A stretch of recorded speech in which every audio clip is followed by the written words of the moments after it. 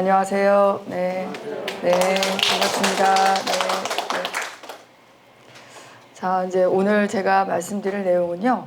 지금 이제 우리가 이제 치매 환자를 돌보고 있는 보호자들로서 어떤 것들을 알아야 되는지 말씀드리도록 하겠습니다. 네, 우리가 대략 치매 환자 보호자분들이 꼭 알고 계셔야 될 것은 한 10가지 정도로 말씀드릴 수 있는데요. 첫 번째는 우리가 기본적으로 뭔가 새로운 거를 시작할 때는 그 내용에 대해서 잘 알고 있어야 됩니다. 그래서 배우셔야 되는 거죠. 그래서 치매에 대해서 이해를 하시고 치매 환자를 집에서 어떻게 돌볼지에 대한 치매 치료 방법, 인지훈련, 운동 영양, 그리고 만약에 집에서 이상행동이 생겼을 때 어떻게 대비할지, 그리고 요즘은 이제 나라에서 제공해주는 여러 가지 서비스들이 굉장히 많이 있습니다. 그 중에 제일 중요한 게 장기 요양 서비스이죠. 그거 말고 다른 여러 가지 서비스에 대한 것도, 그리고 이제 보호자가 환자분을 집에서 돌보다 보면 여러 가지 위험한 상황에 대비할 수 있고, 또한 결국은 이제 환자분과 연관돼서 미래에 대한 대비를 해야 됩니다. 결국 이제 이런 것들이 다 이제 치매 환자 얼마만큼 잘 살 수 있는지 함께 생활하고, 결국 이제 제일 중요한데 마지막에 나오는 거죠. 스스로, 보호자 스스로도 나를 어떻게 돌봐야 되는지에 대해서 생각을 해보셔야 됩니다. 첫 번째, 질환에 대해서 치료, 예후, 이상행동, 응급상황 시 어떻게 대처하는지, 재가인지 방법, 운동, 가족과의, 그리고 스스로에 대한 아까 말씀드렸던 조호 관련 스트레스를 내가 어떻게 조절할 수 있는지, 여러 가지 힘든 상황이 정말 많이 생깁니다. 그리고 또한 환자분들이 운전을 하고 계신 경우에 운전을 어떻게 할 건지, 또 집에서 사고가 생기거나 배회하거나 낙상이 있을 때, 그리고 아까 말씀드렸던 여러 가지 이제 지원 방법에 대해서 순차적으로 말씀드리도록 하겠습니다. 첫 번째는 이제 치매에 대한 이해죠. 우리가 이제 알아야 되는 게, 여기 어르신들께서는 몇 살까지 사실 것 같습니까? 본인이 90. 네? 100살. 네. 사실 이제 90이 굉장히 현실적인 답변이세요. 보호자분들은 다들 이제 어쩔 수 없이 우리가 90까지 산다, 이건 다 알고 계신 상황입니다. 근데 치매 환자분들은요, 외래오시 뭐라고 말씀하시는지 아십니까? 당장 내년에라도 죽겠다, 죽고 싶다, 그렇게 말씀을 하세요. 그런데 사실 치매 걸린다고 해서 1, 2년 안에 사망하지 않죠. 치매 걸리면 물론 사망할 수 있는 나이가 짧아지긴 합니다. 이제 예상 수명은 일반적으로 건강하신 어르신들은 95살까지라고 생각하시고, 여자분들은 95살이세요. 남자분들은 대략적으로 85에서 90이라고 생각하시면 됩니다. 왜 남자분들이 더 짧게 사는지 아시죠? 네, 그 말은 거꾸로 여자분들이 왜 더 오래 사시느냐라는 의미가 될 거예요. 아마 대략적으로는 알고 계실 거라고 생각합니다. 그래서 지금 제가 보여드리는 논문이요, 제일 중요한 겁니다. 2019년에 영국의 임페리얼 대학에 있는 그 예방의학자들이 분석을 했더니, 대한민국의 여성과 남성들이 상위권, 여성은 30개 OECD 국가 중에서 가장 오래 살아서 95세까지 살 거고, 남성들 같은 경우에는 한 3위권 정도 오래 사는 민족이 되어서 두 남자와 여자를 평균하면 대한민국 국민들이 가장 오래 사는 국가가 됐다, 민족이 됐다라는 걸 보여주는 겁니다. 이렇게 고령화가 증가하다 보면 고령과 연관된 제일 중요한 질병인 치매도 증가할 수밖에 없습니다. 그래서 65세가 넘어가면 10명 중에 1명이 치매가 될 수밖에 없고요. 80세 이상이 되면 4명 중에 1명이 치매가 발생합니다. 근데 지금 보니까 80세 넘어 보이시는 어르신들도 좀 있어 보이세요. 그래서 제가 항상 외래에서 말씀드리거든요.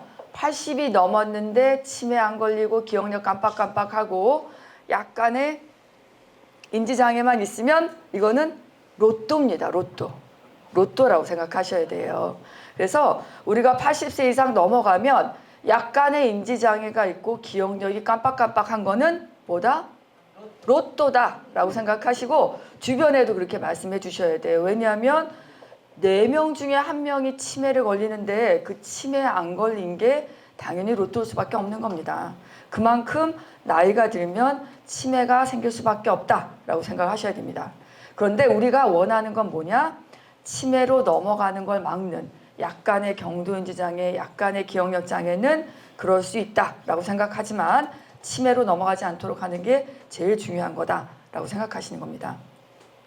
우리가 나이가 들면요, 치매는 굉장히 다양한 원인에 의해서 생깁니다. 그래서 알츠하이머병하고 치매하고 동일어라고 생각하시는 분도 계세요. 근데 알츠하이머병은 치매를 일으키는, 인지장애를 일으키는 원인 중에 가장 많은 유병률을 갖고 있긴 해요. 대략적으로 이렇게 많은 종류가 치매를 일으키는데 그 중에서 75%가 알츠하이머병이다 라고 생각하시면 됩니다.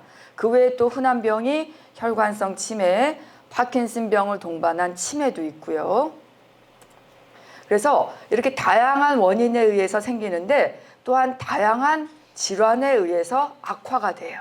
예를 들어서 알츠하이머병이 있는데도 당뇨가 조절이 잘 안 되고 신장 기능이 떨어지고 어떤 경우는 아주 무증상의 뇌경색이 생기는 경우도 있거든요. 이런 것들이 동반되면 알츠하이머병 치매가 더 악화가 되는 거죠.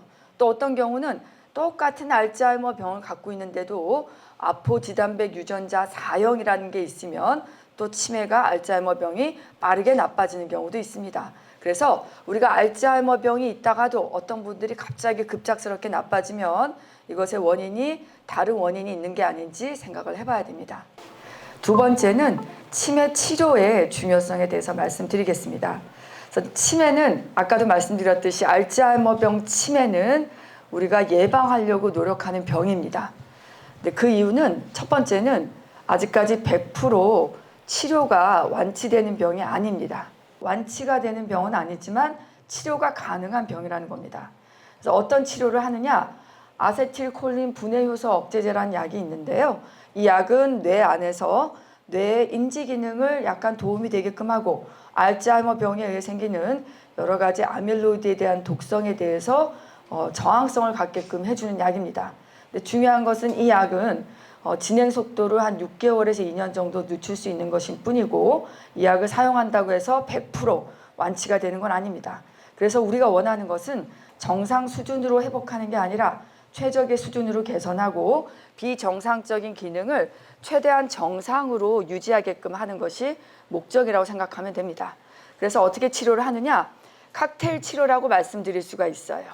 그래서 아까 말씀드렸던 뇌 기능을 약간 증진시켜주는 아세틸콜린 분해효소 억제제를 사용하면서 나머지 혈관성 위험인자가 있을 때 적절하게 고혈압 당뇨를 조절하고 또한 혈관이 조금 잘 막혀 있는 경우에는 혈액순환을 조금 더 원활하게 해서 뇌 영양이라든지 혈액을 증가하게끔 하는 항혈소판 제제를 사용하고 만약에 빈혈이 있다 그러면 헤모글로빈을 10일 이상 유지하게끔 해주고 비타민이 약간 떨어져 있거나 경계성인 경우에는 비타민 B군을 보충을 해주셔야 됩니다. 특히나 비타민 B군이 왜 필요하냐면 우리 몸에 비타민이 10가지도 넘는데 비타민 B군이 결핍되어 있을 때 인지 기능을 더 악화시킬 수가 있고요. 또한 또 비타민 D가 떨어져 있을 때도 인지 기능이 떨어질 수 있기 때문에 비타민 B군과 D군을 보충해 주는 것이 굉장히 중요하고 또한 필수 미네랄로 징크라든지 셀레니움 같은 것을 보충해 주셔야 됩니다. 근데 그거 외에도 사실 이제 초록이 나이가 이제 60세 미만의 여성분들에게는 제가 호르몬, 여성 호르몬 치료도 권고해 드리긴 합니다. 근데 이제 이 여성 호르몬 치료는 시기가 굉장히 중요해요. 한 50대, 60대 아주 초반에 폐경이 막 오기 시작했을 때는 이 약물 치료를 하는 게 의미가 있지만 이미 한참 폐경이 지난 다음에는 뇌신경세포의 호르몬과 가서 결핍하는 리셉터가 이미 망가져 있기 때문에 의미가 없습니다. 그리고 그 외에도 비타민 E를 사용하는 경우도 있는데 특히 비타민 E나 여성 호르몬 치료 같은 경우에는 오히려 뇌졸중을 더 많이 일으키는 경우도 있기 때문에 이거는 굉장히 신중하게 접근해야 되는 그런 필요성이 있고요. 또한 이제 밑에 이제 조그맣게 써놨지만 영어로 수베나이드라고 하는 치료도 있는데요. 이 치료도 사실 굉장히 고가의 치료고 또한 이 영양제를 썼을 때 과연 효과가 얼마만큼 유지가 되느냐에 따라서 약간 좀 논란의 여지가 있기 때문에 저는 이제 초록이 이제 65세 미만의 조금 젊은 치매 환자분들한테는 한 1, 2년 정도 권고는 하지만 꼭 필수 불가결한 치료는 아닙니다. 핵심적인 칵테일 치료는 이 위에 이제 비타민 보충까지가 핵심적인 치료다라고 생각하시면 좋겠습니다. 근데 이제 우리가 왜 초기에 발견하느냐 이제 그런 말씀을 주세요. 그래서 치매 환자 100명 중 한 5명에서 10명은 아까 말씀드렸던 알츠하이머 병이 아닌 경우가 있기 때문에 치료가 가능한 경우가 있고, 체계적인 치료와 관리로 환자와 삶의 질을 높일 수가 있고, 또 병의 악화로 인한 다양한 문제에 대해서 미리 대처할 수가 있기 때문에 조기 발견이 굉장히 중요하다라고 말씀을 드릴 수 있습니다. 여기서 보시면요, 이게 그래프인데 여기 위에 까만 줄 위에 있는 거에 처음부터 치료를 해서 쭉 치료를 유지했던 군을 보여주는 거고요. 두 번째 까만 줄이 치료를 이제 늦게 시작한 겁니다. 한 3개월 정도 늦게 시작하다 보니까 여기에까지 따라가지를 못하고 치료를 안 하신 경우에 점점 환자분들이 나빠지는 걸 보여주고 있습니다. 그래서 우리가 지속적인 치료를 했을 경우에 병의 경과를 약 30% 정도 늦출 수 있다라고 말씀을 드리는 겁니다. 근데 물론 30%가 얼마나 큰 의미가 있느냐 그런 말씀을 하실 수도 있습니다. 그런데 뭐냐면 그냥 환자분이 조금 더 가족분들을 오래 알아볼 수 있고, 혼자 대소변을 조금 가리고 식사를 챙겨 드렸을 때 혼자 떠먹을 수 있는 그 정도의 일상생활을 유지하는 기간이 더 길어질 수 있다라고 생각하시면 됩니다. 약물 치료뿐만이 아니라 비약물적인 치료도 매우 중요합니다. 병원에서 처방받은 인지기능 개선제, 그 외에도 운동, 영양, 인지활동까지 꼭 같이 하셔야 됩니다. 그래서 인지훈련이 왜 중요하냐? 그래서 우리가 운동을 통해서 몸의 근력을 강화시키듯이 두뇌 또한 지속적인 인지활동을 하면 뇌신경세포가 기능적으로 우리 신경세포와 세포 간의 어떤 시냅스라고 하는 신경 전달 통로가 있습니다. 이 통로가 훨씬 더 두꺼워지고 신경세포를 자극하는 BDNF라고 하는 뇌신경세포 활성화 물질이 더 많이 분비가 된다는 게 입증이 되어 있고요. 그렇기 때문에 인지치료, 인지재활, 인지자극이 치매 예방과 악화 방지에 큰 도움이 됩니다. 어떤 것들을 할 수 있느냐? 첫 번째는 치매안심센터를 이용하는 게 제일 중요하겠죠. 왜냐하면 치매안심센터가 대학병원에서 하는 인지훈련 방법을 많이 여기서 사용을 하고 있고, 효과적으로 치료를 접근할 수가 있기 때문에 집에서 하는 것보다는 훨씬 더 좋은 방법입니다. 하지만 집에서 하는 것도 센터에 오는 것만큼이나 중요합니다. 그 이유는 센터 같은 경우에는 일주일에 한 2번 정도 하실 수 있게끔 아마 프로그램이 제공이 될 거예요. 어떤 분들은 뭐 매일 오시는 분도 계시는 걸로 알고 있지만, 집에서 하는 것은 1대1로 보호자분과 환자분의 눈높이에 맞게 다양한 인지훈련 관련 책자를 구입을 하고 일기를 쓰고 신문활동, 신문 같은 것을 이용을 해서 매일매일 할 수 있다는 게 가장 핵심적인 거라고 생각하시면 됩니다. 그래서 인지훈련이 첫 번째는 다 같이 모여서 하는 센터에서 방법도 있지만 집에서도 꾸준하게 하는 것이 굉장히 중요합니다. 그래서 뭐 이런 훈련 방법에 아까 말씀드렸던 책으로 하는 것도 있고, 저희 센터라든지 병원에서 하는 전산화 디지털 인지 훈련도 있죠. 그래서 이거는 이제 개발된 로봇이라든지 다양한 프로그램을 이용해서 매일매일 두뇌를 훈련시켜서 인지기능 저하를 예방하게끔 하는 것입니다. 근데 인지훈련만큼 또 중요한 게 운동과 영양입니다.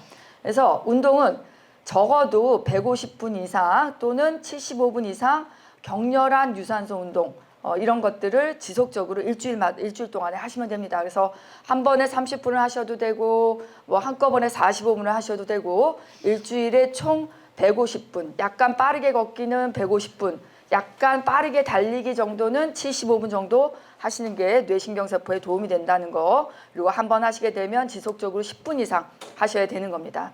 그래서 일반적으로 어떤 운동을 해야 되느냐? 그래서 유산소 운동으로 약간 빠르게 걷기, 가볍게 달리기, 그리고 이런 것들 아까 말씀드렸던 150분간 시행하시는 거고요. 여기에다가 또 추가로 근력 강화 운동이 꼭 필요합니다. 그래서 근력 강화 운동의 가장 핵심적인 게 계단을 오르는 거예요. 그래서 한 1층부터 시작해서 매일 한 6층에서 뭐 5층까지 매일 걸어 올리는 거, 이거를 일주일에 한 2번 정도 하는 게 좋고, 또한 발가락이나 발꿈치로 걷거나 한 발로 서보기, 의자에서 손으로 짚지 않고 일어나기, 이런 것들은 균형 증진하는 훈련이기 때문에 이런 것도 일주일에 2번 이상 해보시는 게 좋습니다. 그러면 음식도 굉장히 중요하세요. 그래서 제가 항상 어떤 방송에 나가면 말씀을 드리는 것 중에 하나가, 너무 당뇨, 고혈압, 고지혈증이 있다고 해서 어르신들께서 단백질 섭취를 잘 안 하시려고 하세요. 절대 그러시면 안 됩니다. 하루에 적어도 200g 정도의 단백질은 매일매일 섭취를 하셔야 돼요. 그래서 거기에다가 야, 생, 견과, 유를 위주로 드시는 겁니다.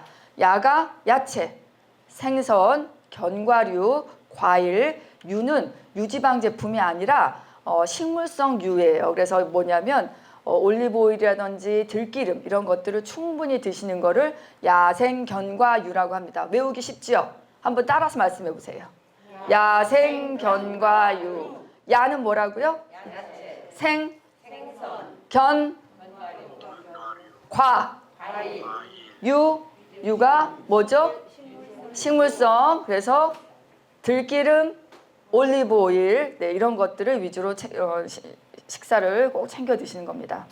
근데 이제 살다 보면 치매 환자분하고 환자분이 이상행동이 나타날 때가 많이 있어요. 어떤 이상행동 경험해 보셨어요? 가장 많이 경험하시는 게 막 화내는 거, 짜증내는 거, 소리 지르는 거, 물건이 없어졌다고 막 주변 사람들, 손주들, 요양보호사들, 심지어는 보호자들 의심하시는 거, 그쵸? 밤에 잠 안 주무시는 거, 막 폭력적으로 하시는 거, 여러 가지가 너무 많습니다. 사실 한 19가지 정도 저희가 이제 추정을 하고 있거든요. 근데 중요한 거는 이제 이 중에서 가장 많은 게 의지가 없고 아무것도 안 하려고 해요. 운동도 안 하고, 인지활동 해야 되는데 인지활동도 안 하려고 하고, 센터 가자고 하는데 안 간다고 하고, 주간보호센터도 안 가고, 그렇죠? 우울해하시고, 막 초조한 증상, 아무것도 없는데 뭔가 헛거 보인다. 사람도 보이고, 도깨비도 보이고, 벌레도 보이고, 그러면서 밖에 나가서 딴 남자 만나고 왔다, 딴 여자 만나고 왔다, 이런 망상도 보이시고. 그래서 어떻게 대처해야 되느냐? 비약물적인 접근을 우선적으로 적용하고 그 증상의 원인을 파악해서 그 증상에 내재된 환자의 요구를 이해하고, 그럼에도 안 될 때 약물적인 치료를 해야 되는 겁니다. 그래서 이 약물 치료는 여러 가지 증상들이 있어요. 그래서 망상증, 수면장애, 불안, 초조 이런 것들을 다 약물로서 쓸 수는 있습니다.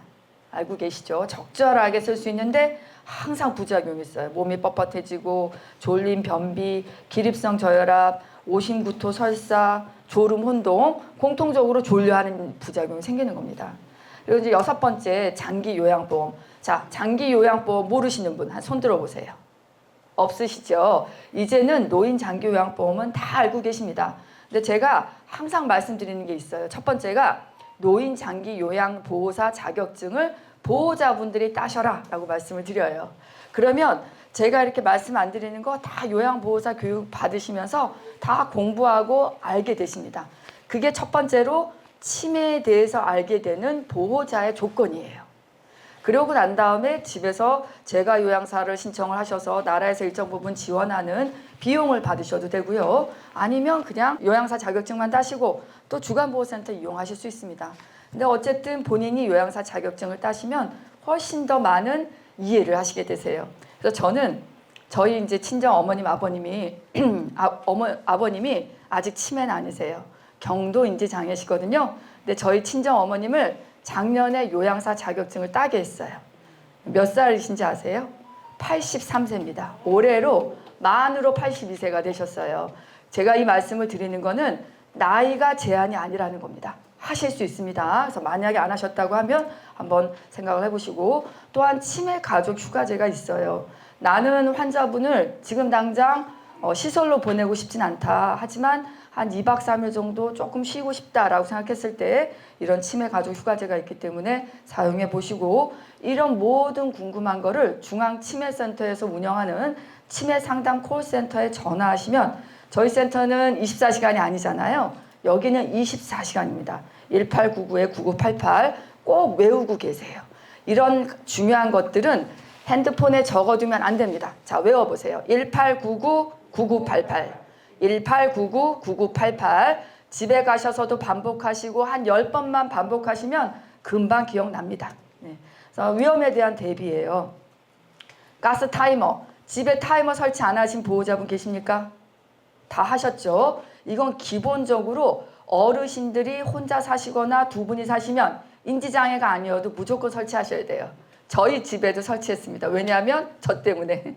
그래서 꼭 설치를 해야 되고요. 화재 감지기는 기본에 설치되어 있으실 거고, 날카로운 도구, 아까 말씀드렸던 그런 칼, 가위 그런 것들은 안 보이는 곳에, 높은 곳에 설치해 두셔야 되고, 특히 화장실에는 이런 미끄럼 방지대에 나무, 바닥에 나무, 옆에 핸드레일 꼭 하셔야 되고요.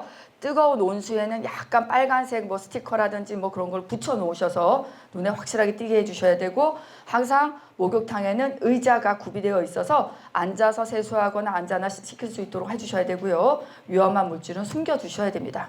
거실 복도에는 불필요한 물건을 제거하셔야 되고, 손잡이 설치하셔야 되고, 항상 제가 제일 강조하는 것 중에 하나가 시계예요. 왜냐하면 중기로 넘어가시면 오늘 날짜 요일 같은 거 안 물어보시는데, 이게 초창기에는 날짜 요일이 너무 궁금한 거예요. 오늘이 며칠이지, 오늘이 몇 월이지 계속 물어보시거든요. 그래서 시계, 숫자로 나오는 전자시계를 사셔서 빨간색으로 배치해 두시는 게 큰 도움이 됩니다. 그리고 밤에 주무실 때 특히나 환시가 있거나 화장실 왔다 갔다 하시는 경우에는 밤에는 작은 불을 켜놓는 것이 굉장히 중요하고, 외출했을 때는 항상 주로 사용하는 손에는 지팡이, 반대쪽 손에 보호자분이 팔로 끼시고, 앞에서 끌어가듯이 하면 안 되고 옆에서 보조하듯이 환자분의 걸음걸이에 맞춰 주셔야 돼요. 왜냐하면 내가 안전하니까 내가 끌고 가면 되겠지라고 생각하시지만 결국은 두 분이서 같이 넘어지십니다. 그래서 항상 옆에서 환자분의 발걸음에 맞춰 주셔야 되고, 당연히 아주 덥거나 아주 추운 날은 바깥 활동 안 하셔야 됩니다. 근데 또 중요한 게 이제 운전이에요. 자, 보호자분, 환자분들 중에 운전하시는 분 계세요? 아무도 없으시군요. 너무 다행입니다. 근데 중요한 것은 거의 대부분의 초기 치매 환자분들이 운전을 지속하려고 하세요.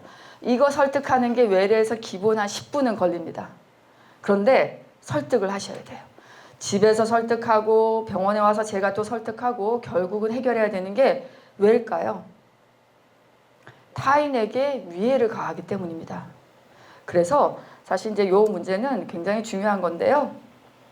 다 안 하신다고 하니까 넘어가도록 하고, 배회할 때, 근데 배회할 때가 또 중요합니다. 자, 배회할 때 어떻게 하시겠습니까? 첫 번째, 환자분이 못 나가게 밖에 나갈 때 문을 잠그고 나간다. Yes or no? No입니다. 절대 아니요. 왜일까요? 이게 이제 우리가 치매 안심 마을을 하고 치매와 연관돼서 우리가 학생들한테 교육을 하는 가장 중요한 이유 중에 하나예요. 그런데 이제 중요한 거는 학생들은 환자 어르신들이 밖에 나와서 막 돌아다니는 낮에는 학교에 들어가 있어요. 그렇죠? 수업을 받아야 되니까. 그래서 큰 도움은 안 되지만 환자분들이 밖에 나갈 때 나가고자 하는 이유가 있는 거예요. 첫 번째, 물건을 사고 나가고 싶을 때도 있고, 옛날 집을 찾아 나가고 싶을 때도 있고, 아니면 그냥 산책을 하고 싶을 때도 있어요. 근데 그런 거를 못하게 문을 잠궈버린다? 그러면 환자는 더 불안해하고 화가 나고 더 공격적인 행동들이 나타날 가능성이 높아요. 그러면 어떻게 해결을 할까요? 첫 번째가 그 주변 사람들한테 우리 환자분이 항상 똑같은 곳을 다닐 때가 많거든요. 그 다니는 곳에다가 우리 할머님이나 할아버님이 약간 인지장애가 있으니까 약간 헤매는 것 같으면 집으로 좀 모셔다 주거나 나한테 전화해 주세요 라고 부탁을 하는 게 첫 번째고, 두 번째가 어쩔 수 없이 인식표 같은 거를 저희가 나눠드리고 지문 인식 등록을 하는 겁니다. 근데 요즘은 이제 인식표가 옷이나 모자에 이제 많이 설치가 되는데 그걸 안 가지고 나가시는 경우가 많이 있죠. 그래서 최근에는 신발에다가 부착이 되는 경우가 있대요. 그래서 나머지 신발들은 다 없애고 환자분의 신발에만 딱 하나 꺼내놓고 거기에 인식표를 부착하는 것도 있기 때문에 나중에 치매안심센터에 물어보시면 됩니다. 근데 독거 어르신인 경우에는 항상 우리가 이제 그런 말씀도 드려요. 요즘은 이제 어르신들 두 분이 사시는 경우도 있지만 혼자 사시는 어르신들이 거의 한 40% 가까이 됩니다. 근데 이분들도 시간이 지나면 약간 인지장애가 생겨요. 이럴 때 같이 합칠 수 있을까요? 자제분들하고. 여기 어르신들 지금 두 분이서 사시는 분도 계실 것 같아요. 내가 나중에 나이가 들면 우리 자식들하고 합쳐질 수 있다. 아무도 없으세요? 그럼 나는 나중에 나이 들어서 병 걸리거나 여러 가지 문제가 생겨도 끝까지 혼자 사시겠다고 생각하시는 건가요? 이제 20, 30대 아이들은 나이가 들면 당연히 독립해서 혼자 사는 게 이미 이제 변화가 된 겁니다. 근데 물론 어떤 보호자들은 아직까지 30, 40대 제 외래 오시는 일부 보호자분들은요, 어머님, 아버님이 나빠졌을 때 모시고 지방에 계시는 어머님, 아버님을 모셔서 서울의 본인 집으로 모시고 오는 경우가 가끔 있습니다. 10명의 보호자 중에 한두 명 정도 젊은 30, 40대에서 하지만 대부분은 그러기가 어려워요. 그래서 이럴 때 제가 보호자분들한테 따로 사는 젊은 보호자분들한테 말씀드리는 게 CCTV예요. 근데 물론 이거는 개인정보보호법이 있기 때문에 여러 어르신들 아까 제가 여쭤봤던 것처럼 나만의 생각이 아니라 어르신들도 동의를 해야지만 그 집에 CCTV를 설치를 하는 겁니다. 근데 CCTV가 생각보다 비용이 적습니다. 한 10,000원에서 15,000원이면 간단하게 옛날에 뭐 때문에 나왔냐면 우리 반려동물들을 지켜보기 위해서 나온 거거든요. 그러다 보니까 조그만 거 하나 카메라만 설치하면 되기 때문에 어르신이 갑자기 연락이 안 됐을 때 쓰러진 건지 뭔가 다른 일을 하다가 뭐 그러신 건지 아니면 매 이 시간에 운동을 하는데 정말 운동을 하시는지 안 하시는지 그런 것들을 관찰할 수가 있는 거죠.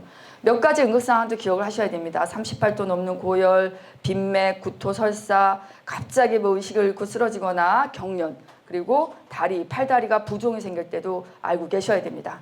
이제 미래에 대한 대비죠. 제가 항상 말씀드리는 거. 어르신들께서 두 분이서 사시거나 어르신을 따님이나 아드님이 한 명이 주된 보호자로서 활동을 하더라도 환자분이 나빠졌다는 거에 대해서 계속 알려야 됩니다. 나중에 한 6개월이나 1년 지난 다음에 갑자기 네 엄마가 계속 배회하고 나를 못 살게 굴고 내가 밖에 나가서 딴 여자 만난다고 막 그렇게 너무 얘기해서 나 너무 힘들어서 이제 시설에 보내야 되겠다. 그런 얘기를 1년 만에 갑자기 하면 안 된다는 거예요. 그 전에 일정 부분 이런 일도 있었고 저런 일도 있었고 내가 너무 힘들다라고 얘기 한마디 하시고 하지만 너희들은 신경 안 써도 된다. 그렇게 말씀하시면 됩니다. 대신 알려야지만 아들, 딸도 그 자리에서 반응을 못 하시더라도 아, 이런 일이 있었구나. 앞으로 어떻게 해야 되지? 그리고 아들, 딸들은 어떻게 하냐면요. 공부를 미리 합니다. 인터넷 찾아보고 여기저기 알아보고 그러면 아까 말씀하셨던 그런 뭐 가족 휴가제라든지 그런 것도 자제분들이 먼저 알아와서 이런 것들이 있습니다라고 알려주실 거예요. 꼭 자식들한테 전화하고 알려주십시오. 그래서 결국 왜 알려야 되느냐? 아까 말씀드렸던 환자는 말기로 넘어갑니다. 완치는 없어요. 어떤 분들은 10년 안에, 어떤 분들은 더 빨리. 그래서 결국은 가장 엔드 터미널, 마지막은 뭐냐면 식사를 입으로 못하게 되세요.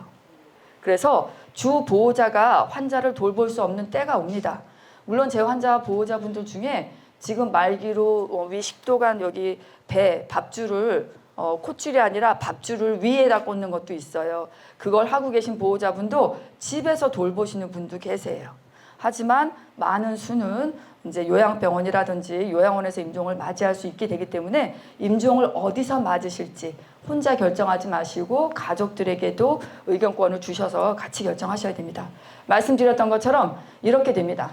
그래서 이거 빨간색, 저희가 원하는 건 치매 환자분이 계속 조금씩 나빠지다가 말기에 훅 나빠져서 임종을 맞이하는 걸 저희가 원하는 거예요. 그런데 대부분의 치매 환자분들은 이렇게 됩니다.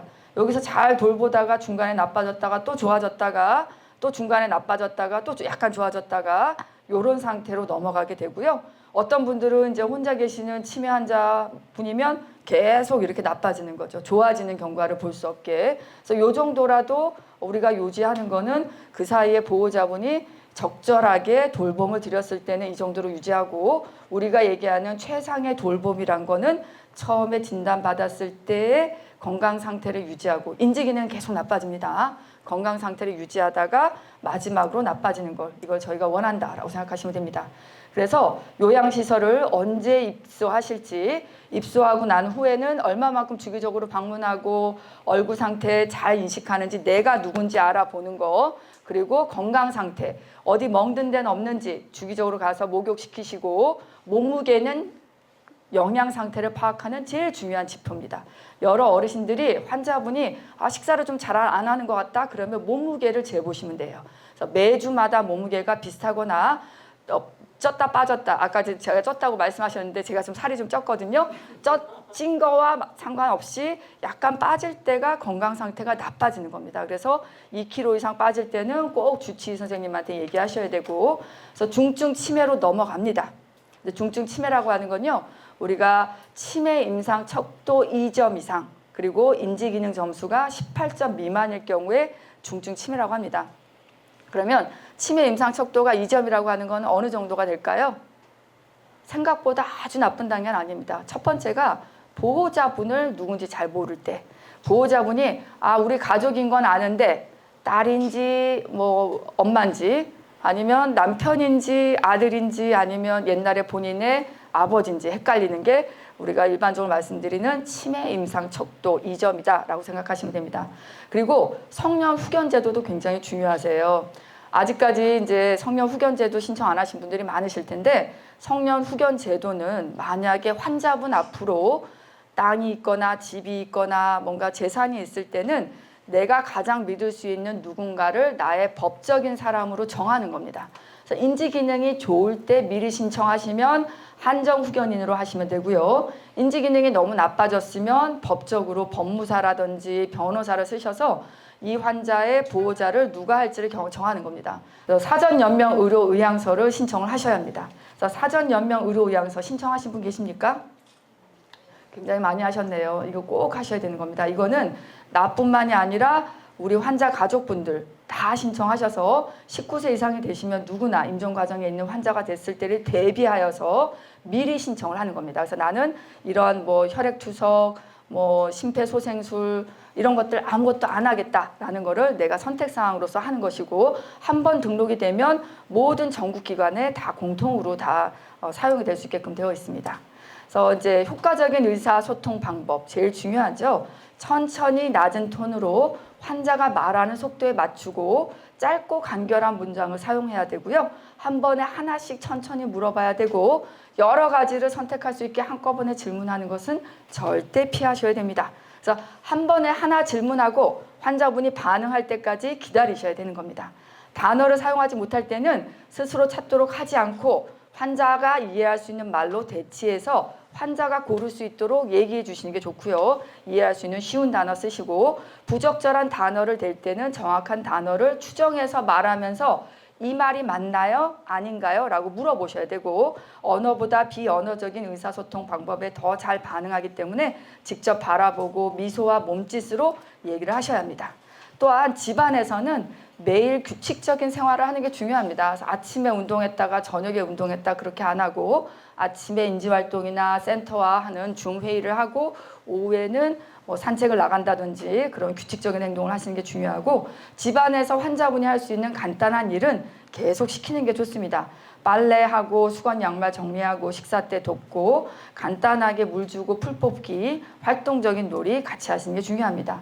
또한 환자분이 매일 하루에 하나라도 하거나 안 하려고 했는데도 시도하는 흉내만이라도 내도 칭찬해 주셔야 됩니다. 그렇죠? 칭찬은 고래도 춤추게 하잖아요. 그래서 남아있는 환자의 능력들을 발견해서 칭찬해 주시고, 못하는 것에 대해서 왜 이거 못했냐, 왜 이걸 못하게 됐느냐 고민하지 마세요.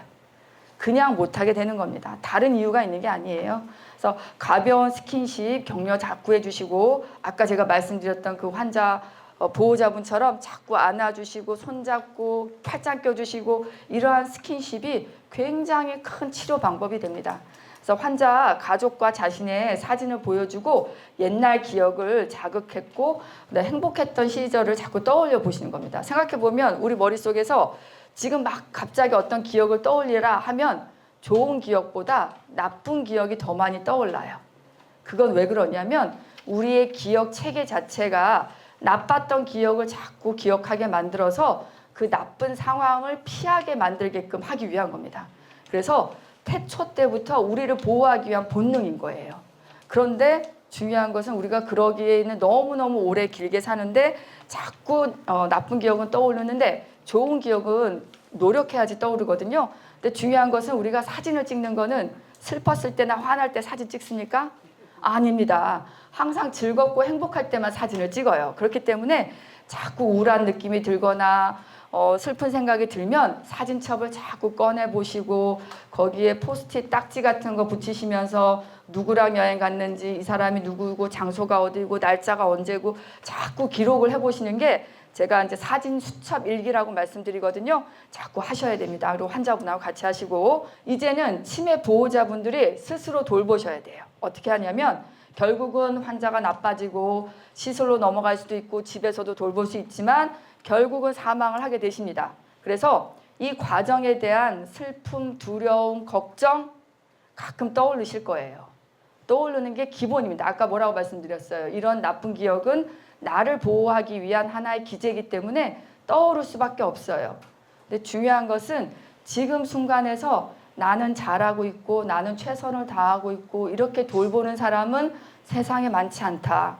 하지만 언젠가 환자, 나의 사랑하는 나의 가족과 나는 헤어질 텐데 그 헤어지는 시기는 내가 혼자 결정하지 않고 의사, 담당 의사와 주치의와 결정하고 우리 가족들하고 결정할 건데 그 전까지 내가 할 수 있는 한 그냥 이 정도 최선을 다하겠다라고 자기 스스로를 다독이셔야 돼요.